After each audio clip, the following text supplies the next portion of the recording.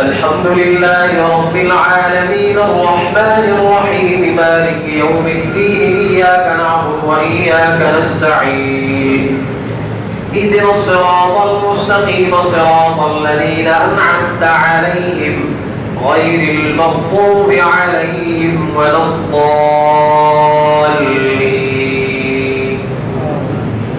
ألف لام را تلك آيات الكتاب المبين إنا أنزلناه قرآنا عربيا لعلكم تعقلون.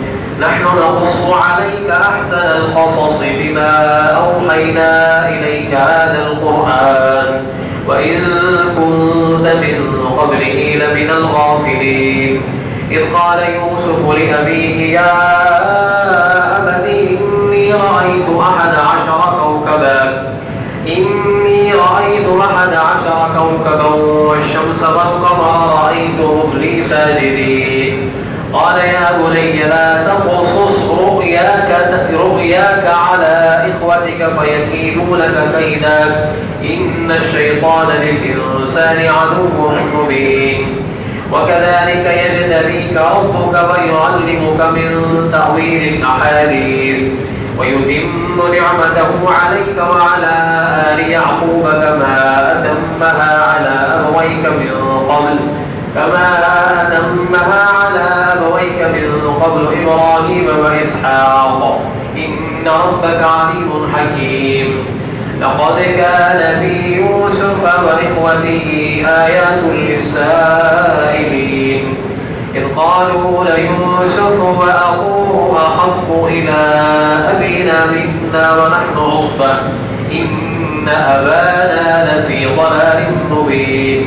اقتلوا يوسف أو اطرحوه أرضا يخل لكم وجه أبيكم وتكونوا من بعده قوما صالحين. قال قائل منهم لا تقتلوا يوسف وألقوه في غيابة الجب يلتقطه بعض السيارة إن كنتم فاعلين. الله أكبر.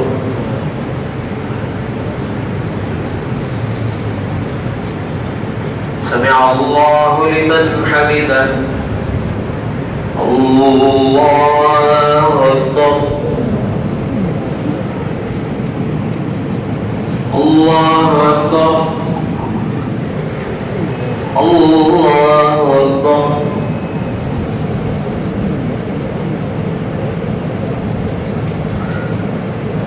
الله أكبر.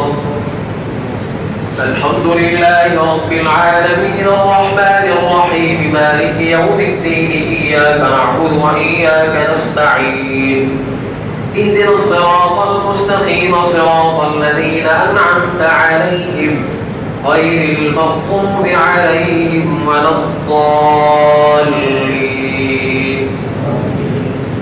قالوا يا أبانا ما لك لا تأمنا على يوسف وإنا له لناصحون أرسله معنا غدا يرفع ويلعب وإنا له لحافظون. قال إني ليحزنني أن تذهبوا به وأخاف أن يأكله الذئب وأنتم عنه غافلون. قالوا لئن أكله الذئب ونحن عصبة إنا إذا لخاسرون. فلما ذهبوا به وأجمعوا أن يجعلوه في غيابة الجب وأوحينا إليه لتنبئنهم بأمرهم هذا وهم لا يشعرون.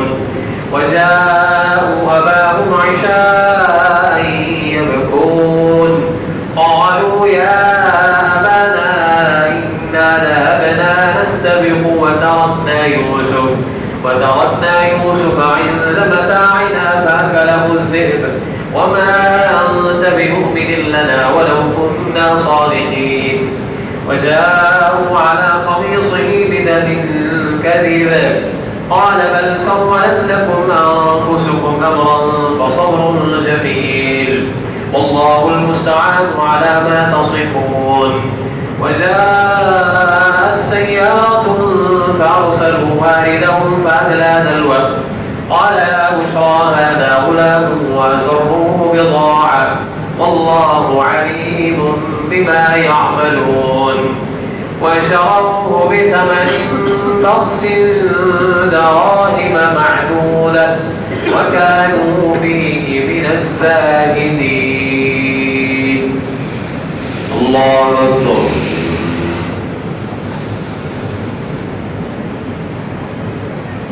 سمع الله لمن حمده.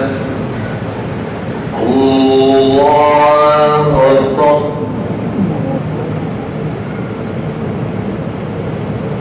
الله أكبر. الله أكبر.